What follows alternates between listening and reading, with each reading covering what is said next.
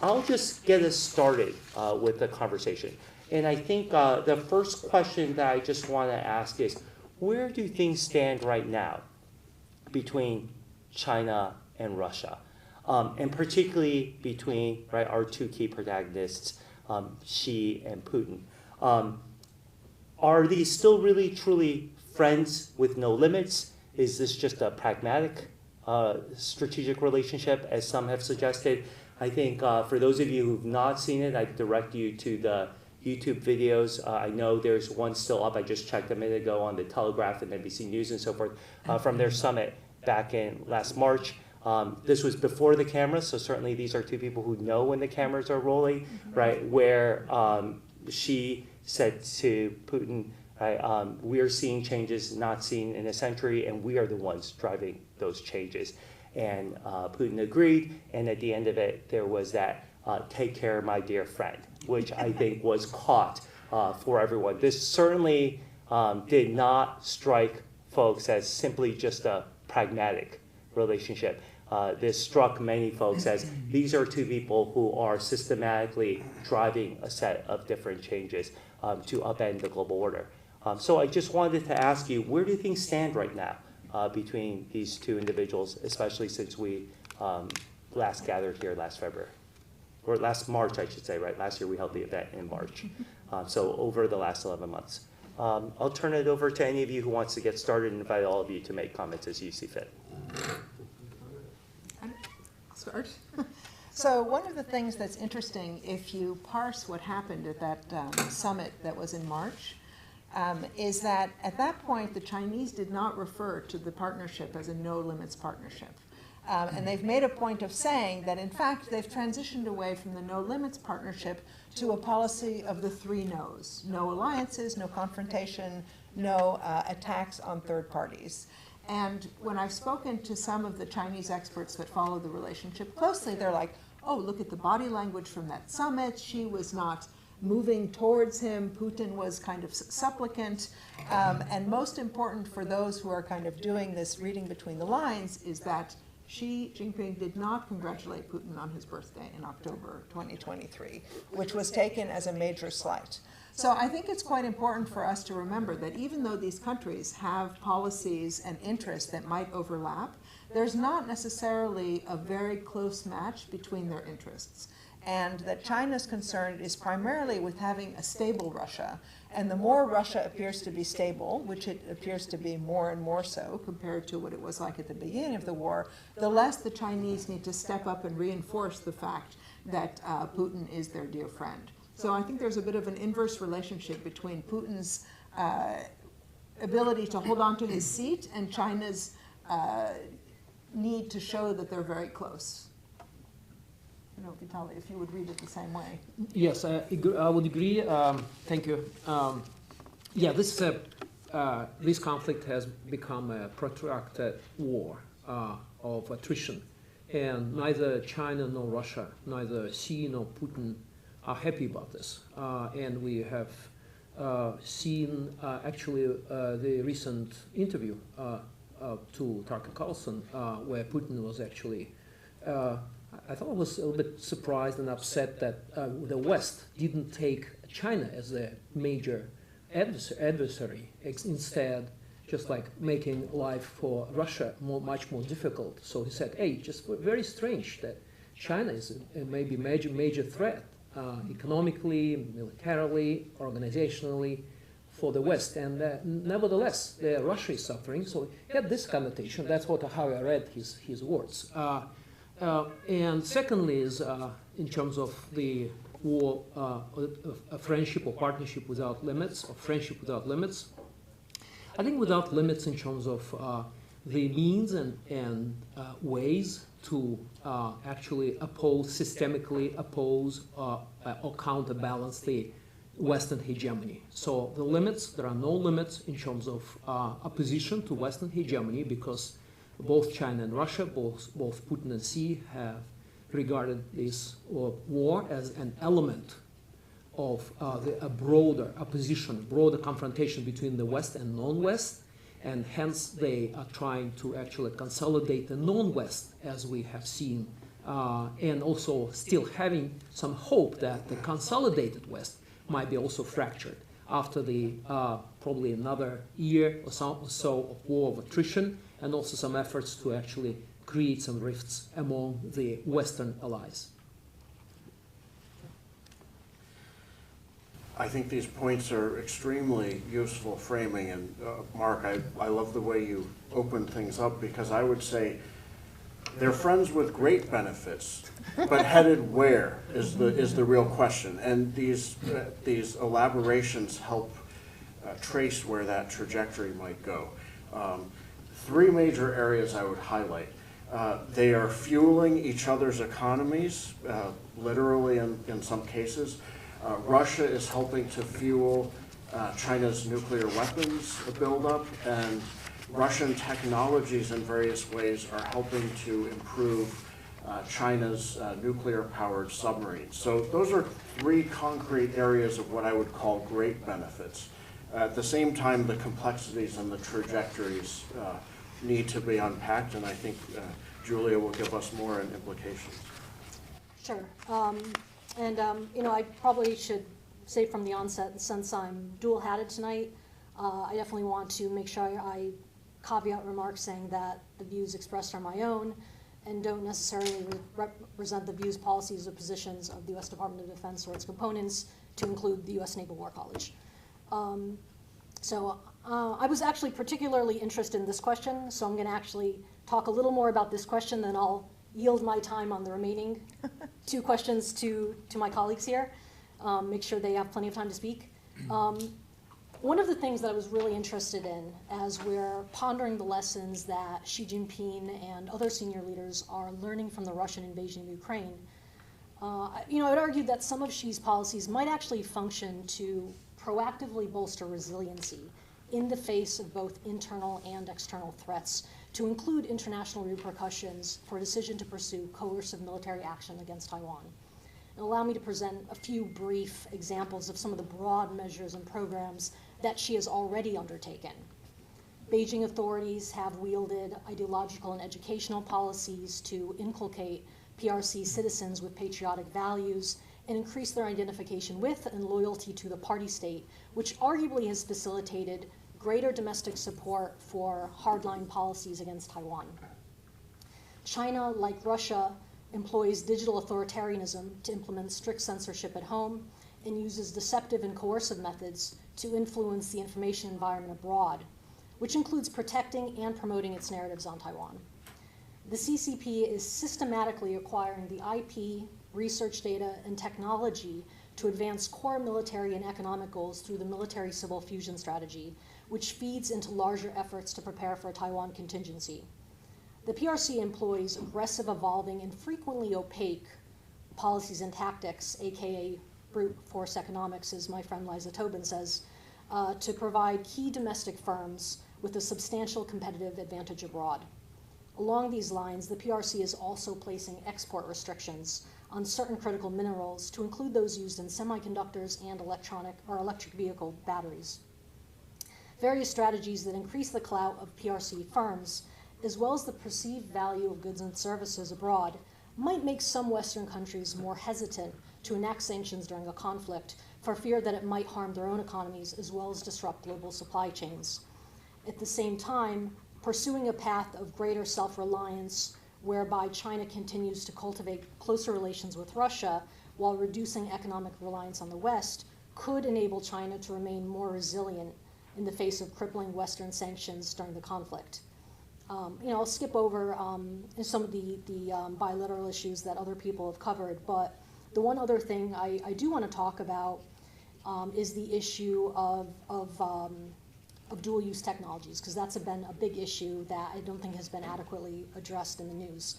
So, as we discussed, despite Beijing's likely misgivings over the way in which Moscow is executing the invasion, I think we all agree that Xi can ill afford to see Putin defeated. So consequently, the PRC is providing various forms of overt and likely also covert support to the Russian military. On the one hand, since the war began, Beijing and Moscow continue to openly participate in various joint bilateral and multilateral military exercises, as well as conduct joint patrols.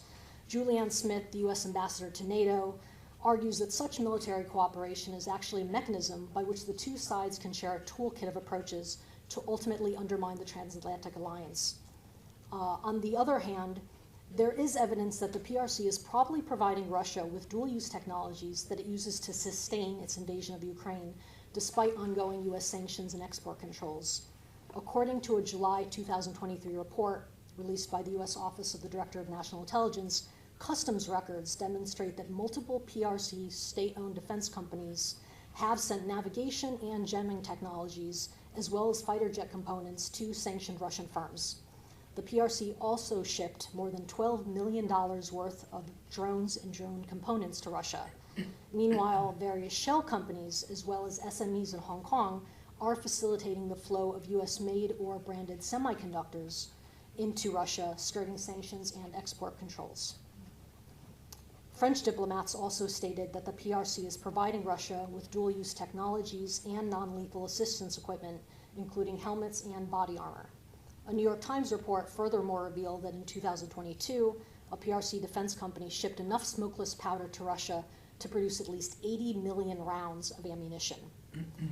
Thus, I agree that while Russia and China have declared that their friendship knows no limits, it is in the strategic national interests of both nations to cooperate. Their political, economic, and military bonds have continued to grow during the conflict, and I believe that the partnership will indeed deepen in the near to medium term. Thank you all for those opening comments, and Julia, thank you for taking us towards the depth of that relationship, particularly on the economic and dual use. And the second question that I posed to the panelists to ponder a bit beforehand is, what then does this all mean as far as the global order is concerned? Given that we're now 2 years in, given that this Russo-Chinese strategic partnership remains as strong as ever, its ties to DPRK, Iran, and then Iran's links now to the conflict in the Middle East, particularly Hamas, Hezbollah, the Houthis, and so forth. Does this mean basically, right, the days of a U.S. or liberal-led international order is over? We really are moving towards different sides, and yet we still see much of the rest of the world wants to sort of engage with both sides of all this. How should we think about what's happening with the global order? How should we think about other stakeholders? And what relations does this have for, we've seen the PRC this year try to draw closer with Europe somewhat unsuccessfully because of this element here. So broaden this conversation for us a little bit about what this means for the global order and where we're headed. Yes, I believe that for Beijing and Moscow, their actions and their policies are being informed very much by the assumption that the current global order is hegemonic, obviously, with the domination of the West, creates fracturing, divisions, and therefore they have now put forward a new kind of unifying agenda, positioning themselves as the stabilizers and guardians of the global kind of unity and stability by attempting to dismiss America's and Western attempts to restore the so-called Cold War logic, the bloc mentality, and to revive the bilateral alliances. So now the key issue is the confrontation and competition between U.S. And its allies and China and its allies or quasi-allies for the influence on the rest of the world, including Europe, because as we all remember that during the Obama administration, and the Obama administration's policies toward China was very smart to reshuffle and reshape the framework of competition by introducing the Trans-Pacific Partnership Agreement and developing some new kind of norms and rules. In China, these policies were actually the so-called American century or the pivot were actually perceived as an attempt to encircle China, right? And then China started to promote its own initiatives, in particular the Belt and Road Initiative. The Belt and Road Initiative was actually, in fact, an attempt to fight and compete with the United States over Europe, because for China and Russia, actually access and integration with Europe were very, very important. And for the United States, it was a challenge. So the United States responded, as we all remember, by uplifting the geopolitical confrontation thesis, right? Especially during the Trump administration. And then this confrontation and the return of geopolitics actually triggered the geopolitical and military response by both Russia and by China. China by enhancing its activities in the South China Sea and being more assertive, the wolf diplomacy, and becoming much more challenging for the United States. So we see the spiraling developments, and these developments are all about the competition, as I said, for the different parts, different actually areas, and access to different areas in the world, including Europe and Southeast Asia in particular, let alone Africa and Latin America. There was only one thing about the global order. I believe that neither China nor Russia are interested in bipolarity, in the new bipolarity. There are lots of publications about the new bipolarity, and I believe that it's both Moscow and Beijing leadership are not happy about the prospect of a new bipolarity, because they understand that the new bipolarity might be detrimental for them. So they are doing whatever it takes to actually dismiss the idea of new bipolarity and still secure some sort, as I said, unified world, fighting for the new principles and norms to actually establish the foundation for a new, changed, as I said, more just international order. I mean, the question for me is whether China and Russia both see toppling the world order as being in their interest. I mean, for sure, China gets more benefits out of the system being more or less the way it is now than Russia does. Russia definitely has an incentive to mix things up. But I don't see China and Russia as the same kind of revisionist power. I think that their objectives are quite different, although they do both agree that this is already a multipolar world, and it's time for the US to wake up and recognize that. At the same time, the question is about whether the United States is going to unilaterally destroy its influence in the world, either through the comments that Trump makes about turning NATO countries over to the Russians, or about pulling out of NATO. And I've been asking myself if the United States without NATO is actually the same kind of hegemon in some conceptions, or even able to hold on to bipolarity. So I think there are a lot of different factors at play, but it's a bit too facile for me to think that it's the US and Europe on one side and then Russia and China on the other side. I think these are very important framing comments and context. I think it's really far too early to pronounce the current international system over. It's a great period of contestation and flux, and one of the key variables is how this China-Russia relationship is going to evolve here. I find very interesting some of the insights that have been brought up, including the statement about supposedly no attacks on third parties. I don't think that's very meaningful in practice. It's too late for Ukraine twice, and this is not something in which China is a passive bystander. Before Russia's first invasion of Ukraine, China already had a bilateral treaty with Ukraine signed by Xi Jinping himself. So there are some very complex and awkward issues at play here, and I think some of that has contributed to, if you will, the PRC trying to have it both ways on Putin's Ukraine invasion not working with European audiences, not being convincing.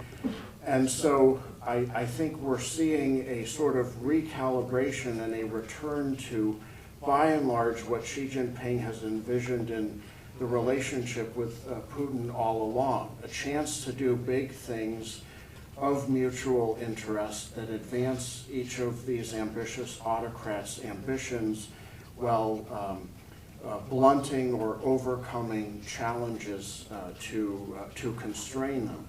I think that was some of the rationale behind the initial Friends with No Limits statements.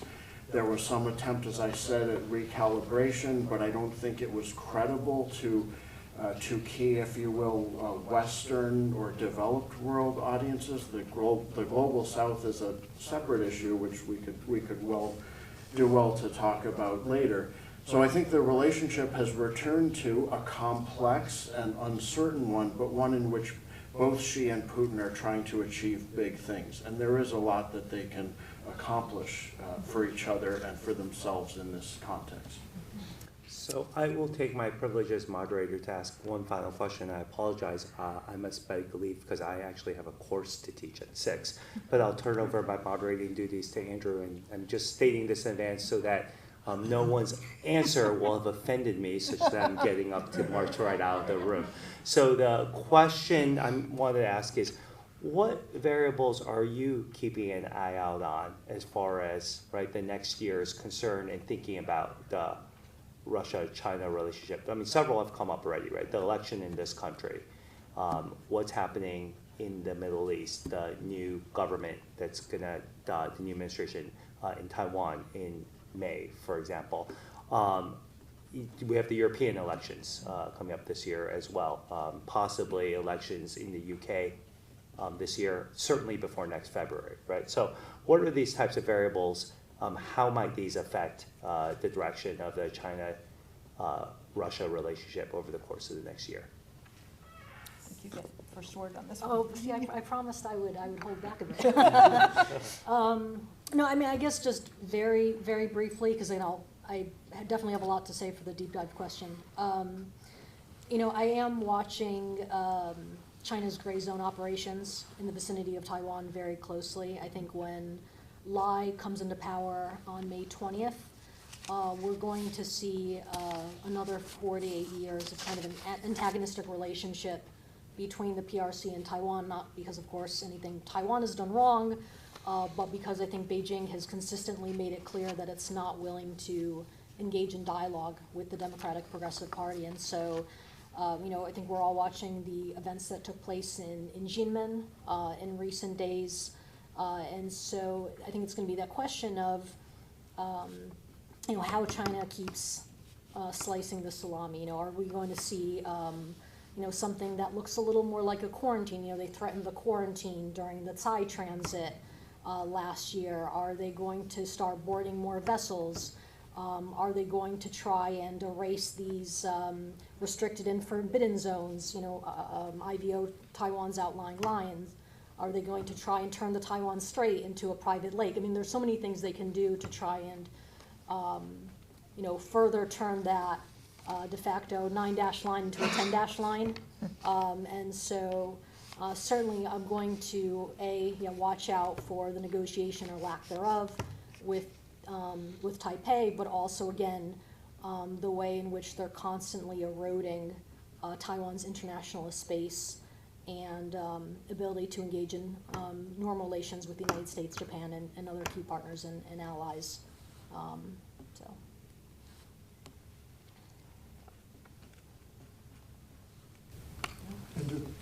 Absolutely. I'll focus on 3 factors that I think are important. First of all, the principles themselves.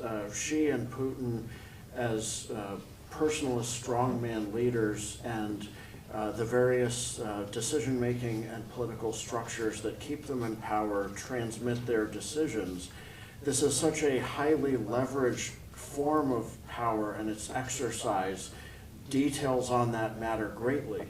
At this point, I think it's fair to say that both leaders are large and in charge, so to speak, in a figurative sense. I would say especially Xi Jinping, but that is not a self-sustaining system.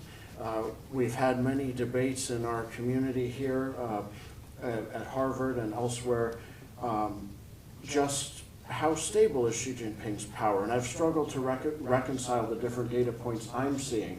What I've come to is the sense that he is very powerful and strong, but he's on a very demanding treadmill. Should he falter or fail to produce results at some point, woe betide him, because he has ruined a lot of people's careers and lives, and that could catch up to him.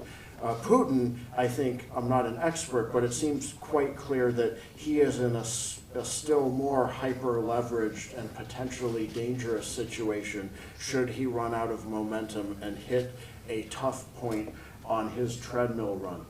The second thing has to do with the respective societies and domestic politics of China and Russia, and how the interplay between popular or populist sentiments and the leadership decision-making and the official policy.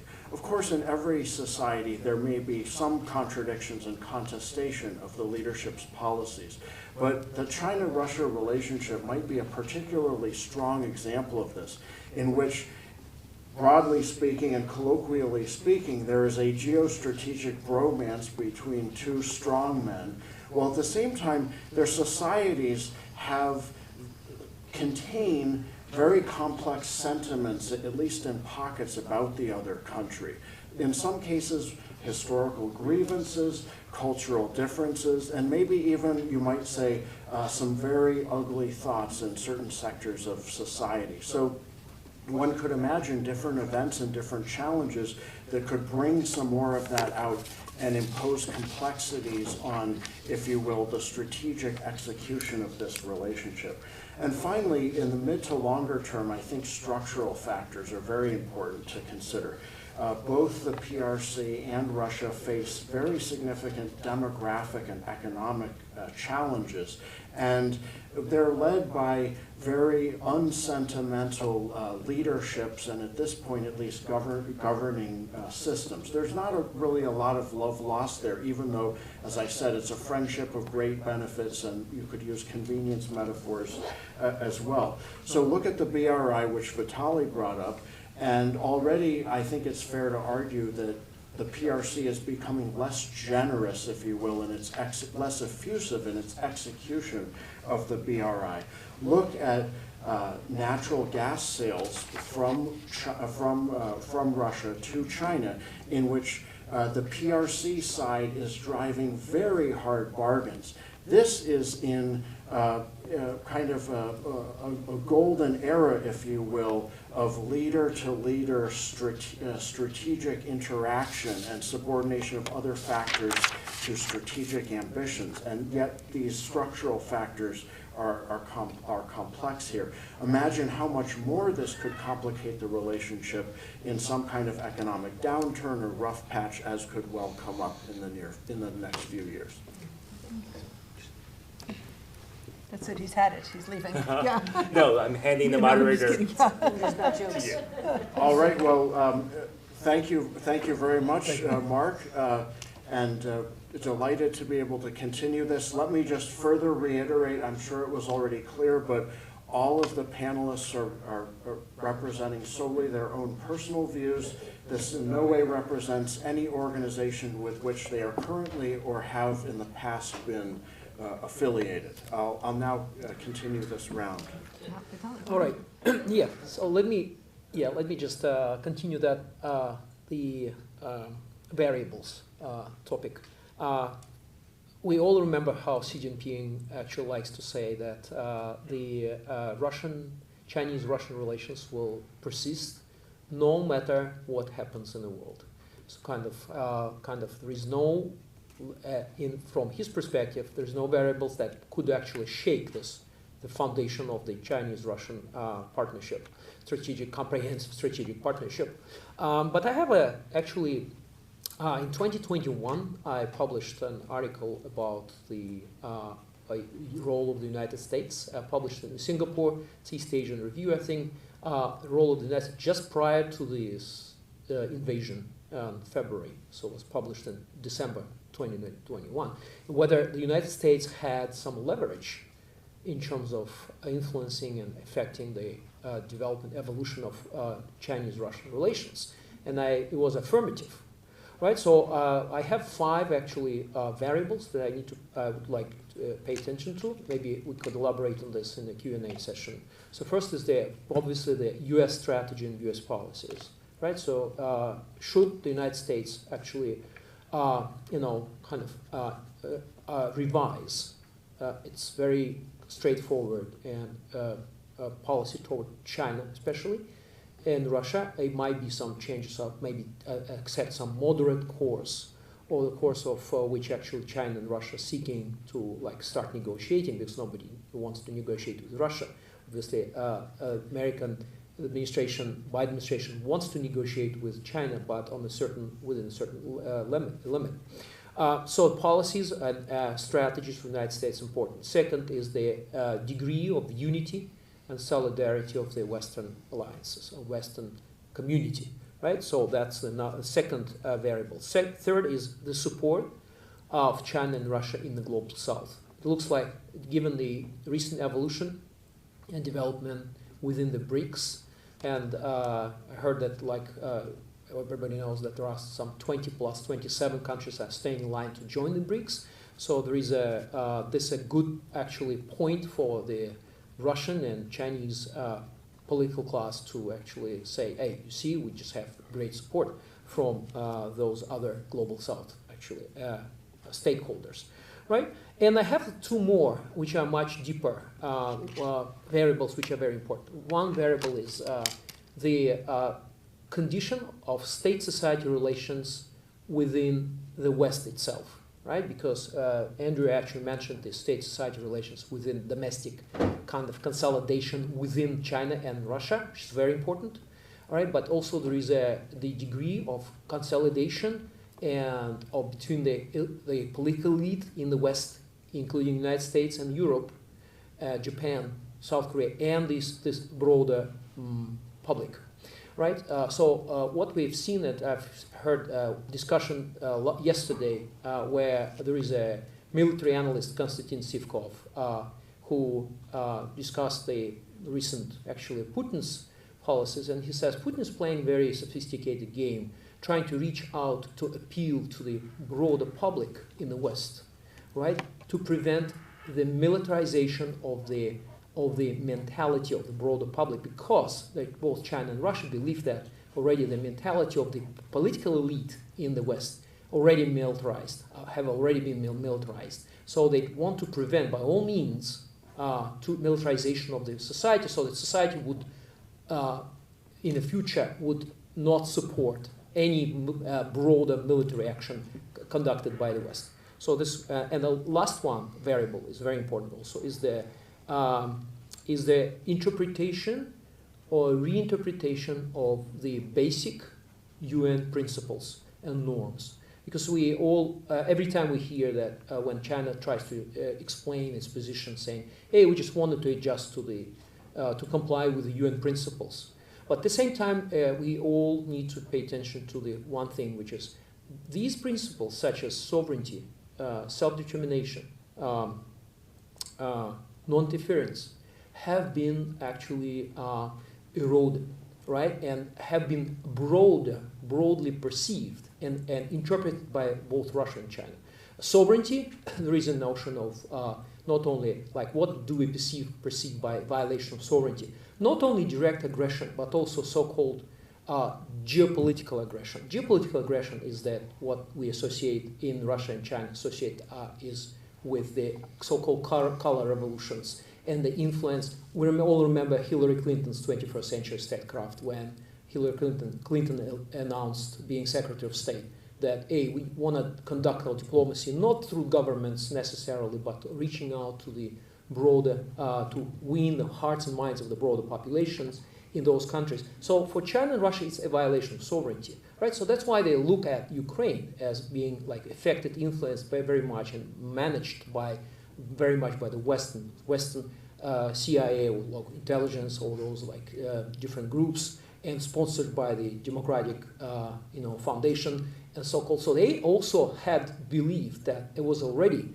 a violation of sovereignty. So when justifying the war, the interference, the invasion, actually they believed that Ukraine had lost already its sovereignty, and not also the principle of self-determination. It's a very tricky principle, and I had some conversations with the top academics from China, trying, especially after 2014, after the seizure of Crimea, when the Chinese academics were saying, you know what, this principle of self-determination is tricky, and also it belongs to the anti-colonial era. So China was very reluctant to actually accept this principle of self-determination, given the fact that self-determination principle could be applied to Taiwan, Inner Mongolia, Tibet, or Xinjiang. So so China didn't openly support the annexation of Crimea, but China actually tacitly kind of started to appeal to the so-called historical rights.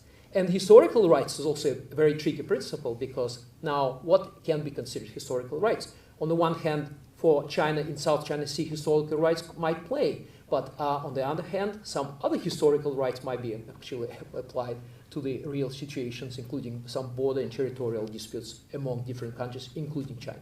So this are my 6 variables which I would like to pay attention to. You know, when I'm thinking about how to anticipate what's going to happen next, I first think, you know, what is it that China wants from Russia? It wants to have a stable border. It wants to have, let's say, international backup in some of its political positions, including overtures to the global south. It wants access to Russian raw materials and commodities at cheap prices. And it also, to some extent, has a shared narrative. For example, it accepts the Russian narrative that the Ukrainian transfer of power in 2014 was a US-backed coup, for example. When it comes to what Russia wants from China, it also wants a heavyweight to resist to the US. In a way, it's a counterpoint to the United States. It wants a market for its commodities and supply of goods. I think it was Vitaly was mentioning, or no, Julia was mentioning the semiconductors and other sanctions item. And it also wants to reduce and possibly mitigate its fear that China might have intentions of taking some territory in the Far East that are sparsely populated. So what would change these two dynamics, what each side wants from the other? One is what would happen at the end of the war in Ukraine? We see from how Putin was talking to Tucker Carlson about his readiness to negotiate with the United States over an end to the war in Ukraine, that the Russians very much see this as being a US conflict, a US-driven conflict, from the moment that there was this coup in 2014, this so-called coup, to the invasion. And the Russians still believe that the Americans can basically tell the Ukrainians and Zelensky to stop fighting, and then they can sit down and negotiate. Now, if that happens, right, at some point there is an end to the war, there is some kind of settlement, then Russia is presumably interested in becoming more integrated or reintegrated into the West. Now, I don't talk about how unlikely this is or how long this will take, but there's no doubt that given the energy infrastructure from Russia into Europe and the fact that the Chinese, despite this great friendship, has been unwilling to sign on to additional infrastructure projects like the Power of Siberia 2 pipeline, that it's still much easier to ship gas and oil to Europe than it's going to be to China. And so there's a question for me about, first of all, how devoted Russia really is to this relationship, right? Do they have the same depth of commitment, let's say, that the Chinese might have to having a stable border? Or is it that the Russians are basically just waiting until the West, the pendulum swings back, the US normalizes relationships in one way or another, and then it can go back being closer to the US than it is to China? And for me, that creates a certain degree of uncertainty in the stability of that relationship. Julie, was there anything you wanted to add? I've got a lot to say about the deep dive, so I'll hold back in the interest of time. All right, well, we have almost exactly half an hour left. We have a hard stop because another group has this room at precisely 6:30. So let's launch into the Q&A, and then at the end, I've built in time to give our panelists a chance to offer their summary conclusions and saved rounds, so to speak. So we're not doing the individual questions now? If you have something you'd like to say, you may. Oh, okay. Do the deep dive. Okay. So you know, we were posed different questions before the event, and the thing that I was meant to prepare was a question about, you know, the implications for the international order, and specifically the security of Taiwan, and, you know, talk a little bit about some similarities and differences with regard to the military situation and the scenarios that Taiwan is facing. So when President Tsai Ing-wen visited New York in May 2023, she remarked that Russia's invasion of Ukraine was a wake-up call to us all, and served as a reminder that authoritarianism does not cease in its belligerence against democracy. However, we must remember that although close analysis of Russian aggression against Ukraine and a deep appreciation for the tenacity and resiliency of the Ukrainian people can potentially yield some valuable lessons for Taiwan, many of the challenges that Ukraine and Taiwan face are each unique. But while there are so many aspects of the problem that we could raise here today, I really just wanted to highlight two salient issues, namely Taiwan's perception of the threat and the importance of implementing meaningful defense reforms. And despite the intensification of the CCP all-domain pressure campaign during Tsai Ing-wen's presidency, the Taiwan public remains politically divided on which potential form or forms of PRC coercion constitute the most likely threat in the near to medium term. Ongoing gray zone operations, arguably the most pressing near-term challenge, as discussed before, remain below the threshold of conflict, and they comprise elements of cognitive warfare and are designed to demoralize the populace and undermine Taiwan's democracy. More coercive potential operations run the gamut from a quarantine/blockade to an island seizure to a full-scale amphibious invasion. I wanted to highlight a December 2023 academic survey that was conducted in Taiwan, and it reveals that roughly 53% of Democratic Progressive Party, DPP, 68% of Chinese Nationalist Party, KMT, and nearly 65% of Taiwan People's Party, TPP, supporters are moderately, very, or extremely concerned over the potential for the PRC to initiate a conflict. Meanwhile, nearly 73% of DPP, 22% of KMT, and over 30% of TPP supporters are fairly or very confident that the United States would defend Taiwan if the PRC initiated a conflict. And what's interesting is that the authors of this study indicated that these findings remain consistent with similar surveys conducted in 2022 and 2023 following the Russian invasion of Ukraine. So I just wanted to highlight three potential takeaways.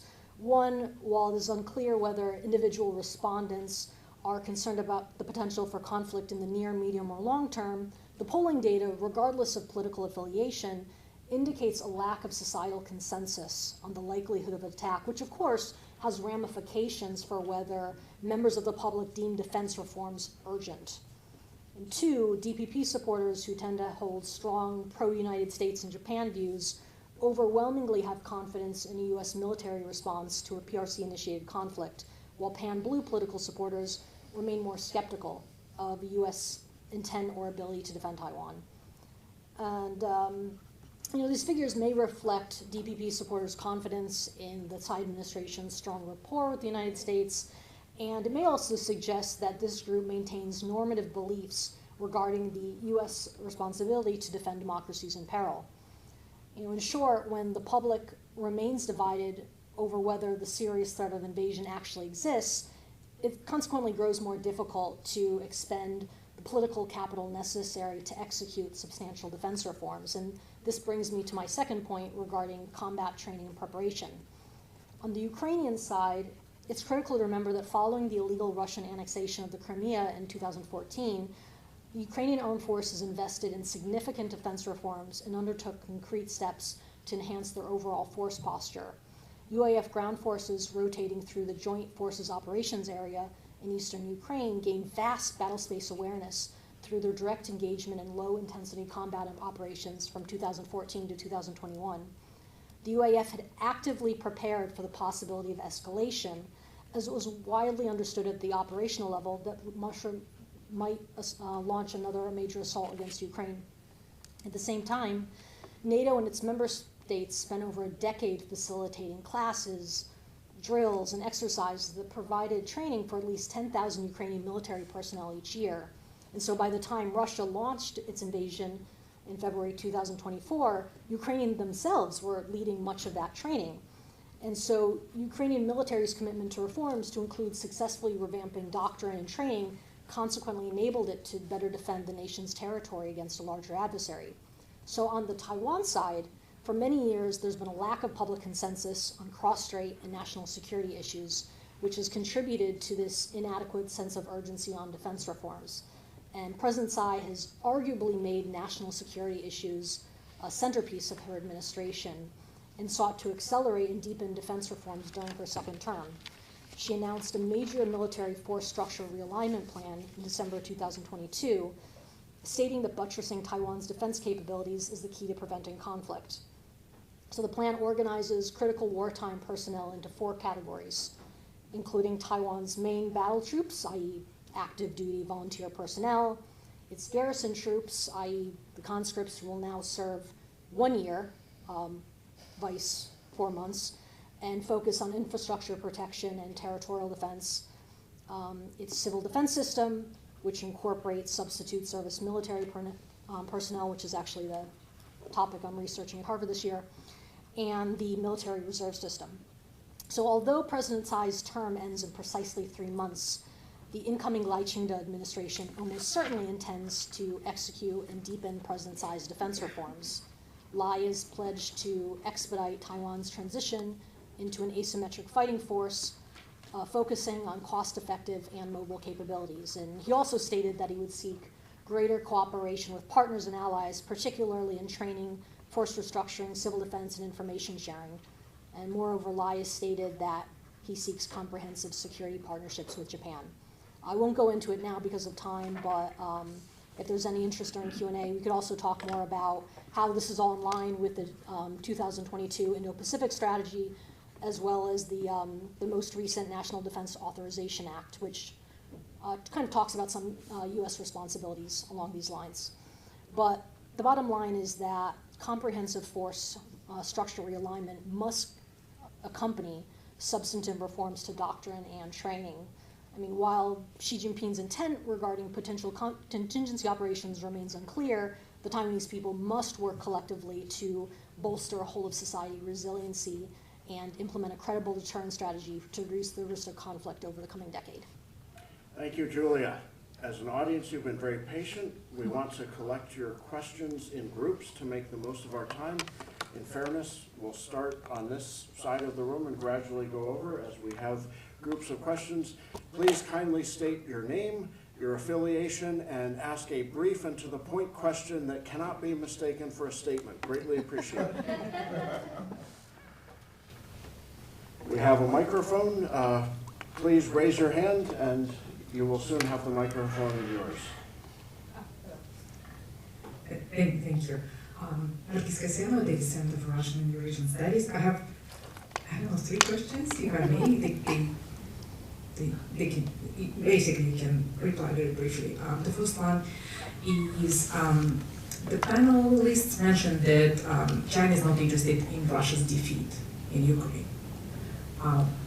Hypothetically, what is China's what would Chinese policymakers think about the possibility of Russia's victory in Ukraine? Would it be in Russia's or in China's interest or not? The second one is about Russia's unpredictability.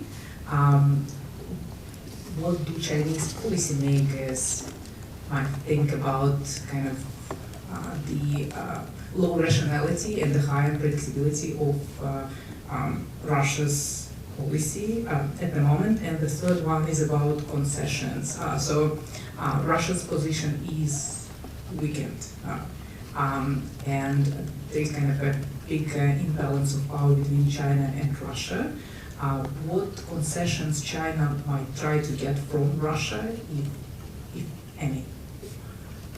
Excellent set of questions, thank you. And because that's so extensive, I think that's a collection in and of itself. So if we could start with Vitaly and head toward this side of the table, that would be great, thank you. Okay, let me formulate this way. I think in terms of defeat and China is concerned about Russia's collapse. I would probably it would be too courageous to say, but I would probably say that in China, maybe I'm mistaken, but in China they think maybe that Russia, and also there are some same sentiments in Russia. For China, Russia now seems to be like Ukraine for Europe. So because they believe that if Russia falls, the next will be China. So the pressure and attacks and encirclement would be conducted by the West against China. So for this, Russia is kind of on the forefront of this battle between the aggressive imperialism, neocolonialism, as they have been now working very much on this discourse, of this narrative, and against both Russia and China. Right. So in terms of what actually China expects from Russia's victory, probably as another kind of drop to weaken the West. So that's the point. That was my answer. All right, let me take the third question then on what kind of concessions would China expect from a weakened Russia? And I think what we've seen in terms of the negotiations over the sale of oil and gas to China from Russia is that the Chinese will wait as long as it takes to get the price that they expect. Right? This was definitely true with the Power of Siberia 1 pipeline, where they put off the Russians for 10 years trying to get a lower price, and it was only after Russia was turned away from Europe over the annexation of Crimea in 2014 that they went back to Beijing and basically made the concessions that the Chinese wanted. And the assumption is the same is true for the Power of Siberia pipeline, that if Russia is weakened, that just means that the Chinese can hold out and get a price, or the Russians will come there and say, like, we need a win. Basically, what price do we need to get from you in order to get this pipeline to go forward? Thank you, Julia. Mm-hmm. Yeah, I definitely agree on the energy front. Mm-hmm. As I said before, I think that China wants to try and reduce its dependency on unreliable Western powers, to include the United States and some of its critical allies, particularly if there's the possibility that the West could try and enact crippling sanctions on the PRC if it attempts to invade Taiwan. And so the more it can avoid pursuing its energy resources from unfriendly powers, the better. And so I could totally see Russia, trying to help China in that regard. China could easily ask for preferential pricing, as it's kind of already doing, on those supplies. Certainly, it's not going to ask for U.S. natural gas, during a crisis. So, but at the same time, I do believe that it is in China's interest to see Russia victorious in Ukraine, particularly for its own purposes, given that, again, as we discussed before, they have utilized some of those historical claims for their own purposes, as they're talking about the these historical territories that have been quote unquote lost and must be quote unquote returned to the PRC in order for national rejuvenation to happen. So if you're seeing this again, these same sorts of ideological trends in China that you're seeing in Russia, certainly it's not going to help their narrative if Russia fails and you see this kind of renegade territory, that was originally part of Russia, actually not only operating freely, but actually undermining Russian interest in the public sphere. So the implications wouldn't be good for China and its plans if we were to see a Russian failure. And also, let me just Andrew, let me add one thought, which I think is very important. This external success for both Russia and China is important for the domestic legitimacy of the regimes, right? It's absolutely. Yep. So, and that's why, as I said, that weakening the West gives more informs the better position in terms of explaining their own populations, people to actually that they are right. we all remember Sergei Karaganov's article a few years ago about the age of authoritarianism, especially during Trump administration. And because they all believe that. And also we all remember how the Chinese government, since Hu Jintao actually, tried to glorify Putin, like positioning him as a real statesman, especially compared with the so-called liberal, the lost decade for Russia, liberal reforms in the 1990s. And they actually placed Putin as an exemplary statesman, and then she actually tried to follow the steps of this exemplary statesman. So it's very important for them not to lose their face in external affairs. And it's important how they learn from each other too, particularly in ideological and educational realms. Important points. Okay, in the interest of time, everyone who has a question, please raise your hand so we can facilitate the collection of questions, because our timeline is bearing down on us, and I will not be the ultimate enforcer, but rather the future occupants of this room. Thank you. Thank you. Mark Kramer from Harvard. The question I have is especially in the initial few months of the war, Russian officials, senior Russian officials, made irresponsible and reckless comments about nuclear weapons. It occasioned almost no reaction from the Chinese. There were a couple of very cryptic comments, but other than that, there was almost nothing said about these grossly irresponsible comments. Why is that? Certainly if it were the United States making such threats and breezy proclamations about nuclear destruction, I'm sure there would have been some reaction. Who wants to take this? I thought you were going to collect first, or? We'll collect that one. Hi. So, Naval Chan, Associate in Research at Fairbank Center. So I wanted to throw in another variable, if I may, given the election year we're in. In the possible scenario of a Trump win, how would that affect, what effects may that have on China-Russia relations? Stronger, weaker, and what are some of the scenarios that you foresee may play out, or might we expect? Other questions? We still have a little room in this round. Otherwise, thank you. Hi, my name is Bill Harney. I'm unaffiliated.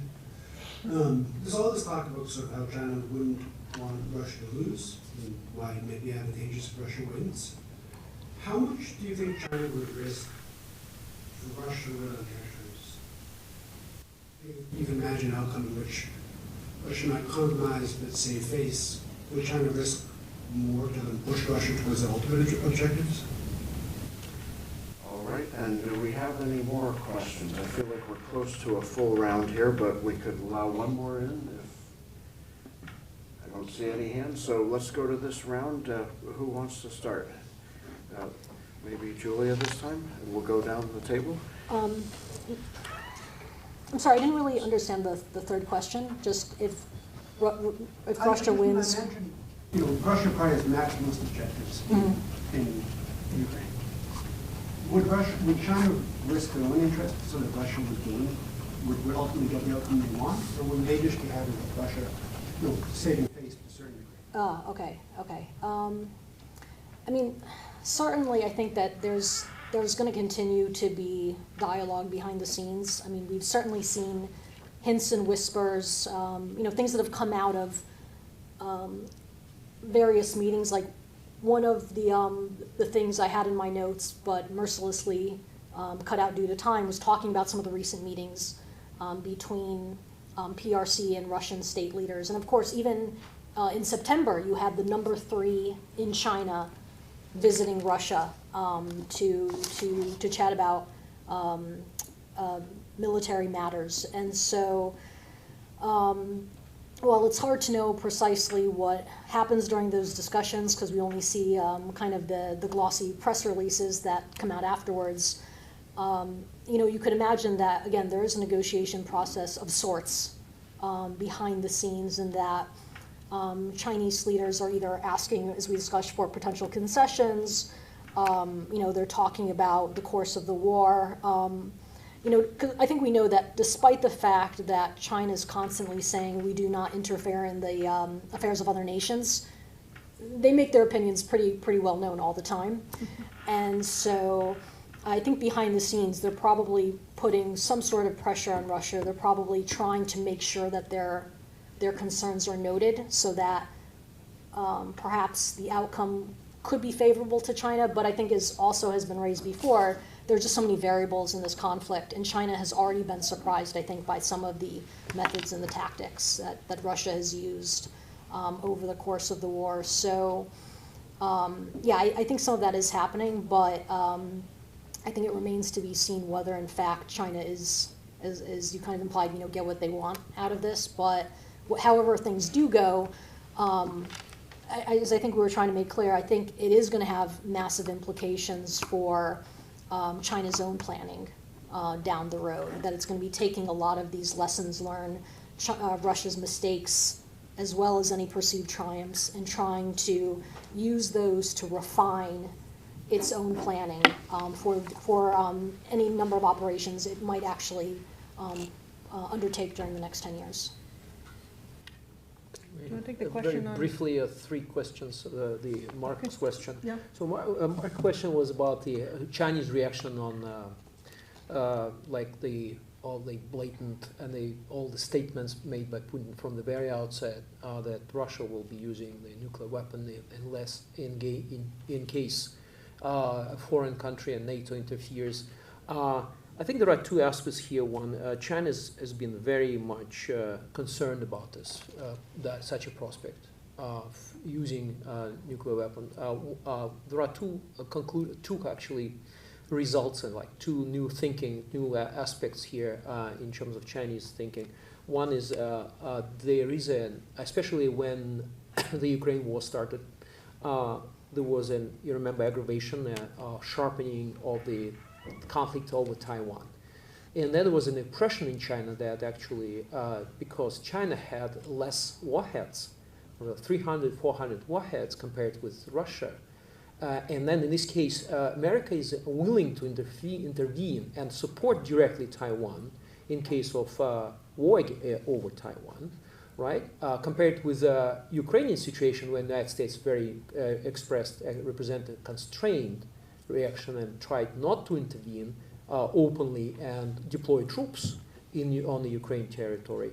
And I believe that probably Trump is thinking that probably we can ask Donald Trump himself, but he's thinking that probably should the United States deploy the troops prior to this invasion in February 2022, right? Probably could have been different story. So probably Russia would be more restrained in terms of intervening, because there will be a real danger of nuclear exchange or direct confrontation between NATO and Russia.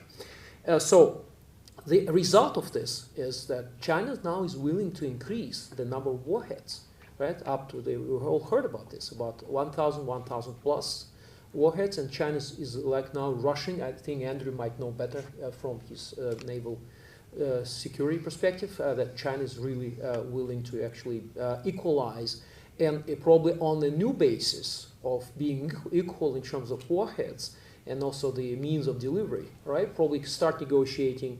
Remember, John Bolton tried to convince the Russians to convince the Chinese to start negotiation on the strategic dialogue, on the strategic stability dialogue, and then China said, we are not negotiating because we have much less potential.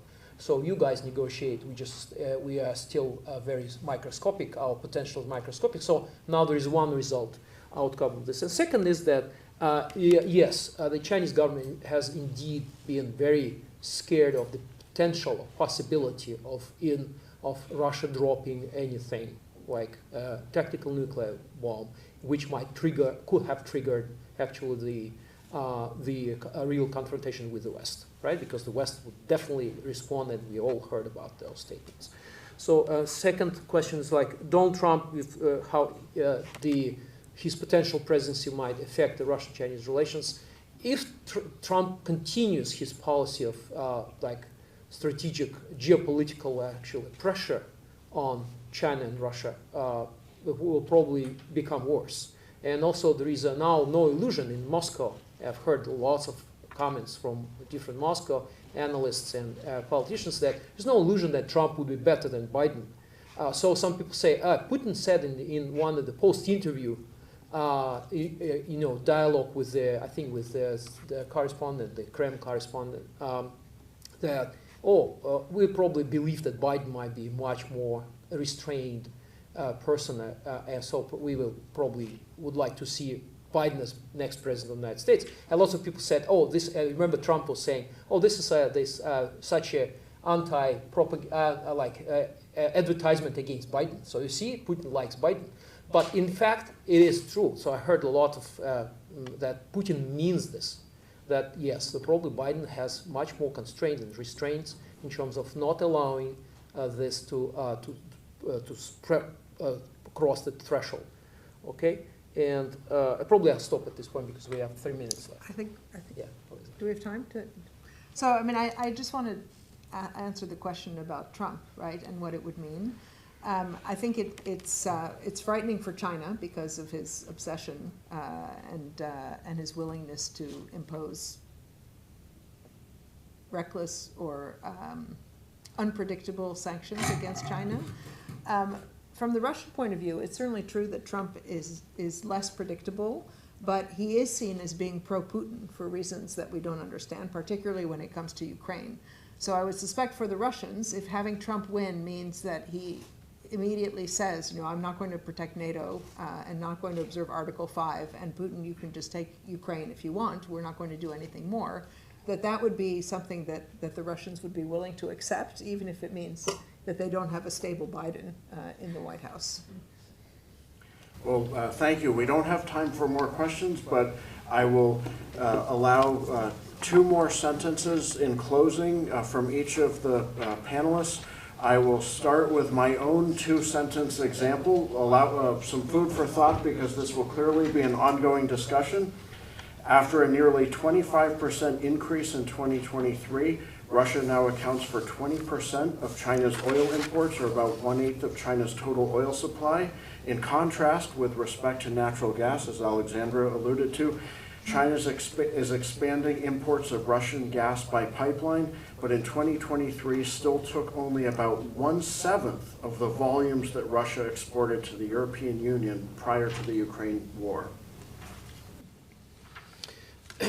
So yes, as a concluding remark, my major kind of wish is not to conduct in a year the 3rd conference, which is 3 years of Ukraine war, right? So this is my probably major kind of hope. I'm going to agree with Vitaly and not add anything. I think the only thing I would add is kind of in line with what I was saying before. You look at the reforms that Ukraine undertook in the past plus 10 years, and I hope that we really help Taiwan accelerate its own defense reforms, defense modernization, because it just really doesn't have that much time. And people are throwing out a lot of different dates and different milestones, but no matter how you slice it, the changes really need to occur now. And so I think we really, just as we know that China and Russia are looking at the conflict and drawing lessons from it, we really need to make sure we're drawing our own as well and helping our key partners and allies in the coming years so that we don't have yet another war, let alone a World War III. Thank you all so much. Here's to happier topics for discussion next year.